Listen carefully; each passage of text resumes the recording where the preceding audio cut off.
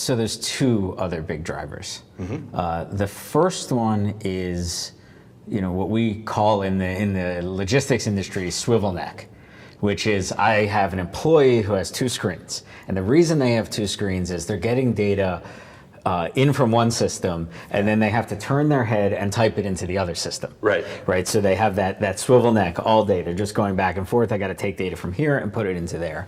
And what we find is there's a ton of companies, whether they're freight companies or companies that are dealing with their own inventory, where they're getting information from an external source, and there's somebody literally sitting there taking that information and rekeying it back into their system. And that's a cost.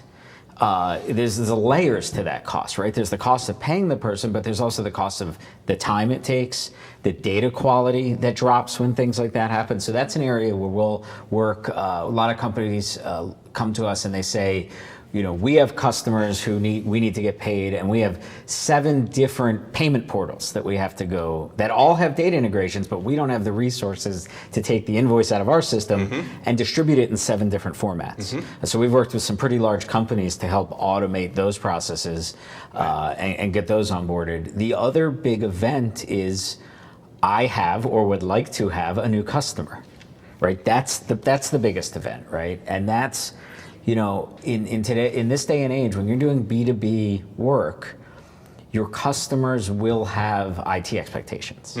And if you can come out of the gate with that IT working, you have a much higher chance of keeping that customer. And in logistics and freight, there's, and even freight software, there's this period from when the customer makes an emotional decision to buy, right? They really want to work with you. And there's a period where there's a point in the future where you're actually processing their shipments. And often, if there was no IT involved, that could be 24 hours. That could be, I want to buy from you, I'm giving you my freight. With an IT project in the middle, that 24 hours could be a year. And that year is time that the incumbent can sit there and try to gain the business back, right? And all that could happen in that year is they get irritated with you. They're not going to be happier at any point in that journey, and that's the beginning of your relationship. So what we work with our clients on is, how do we bring that time backwards? How do we turn that year implementation into a 3-month implementation, or a customer that would be 3 months? Let's see if we can get it down to a week. Because it's that time to joy.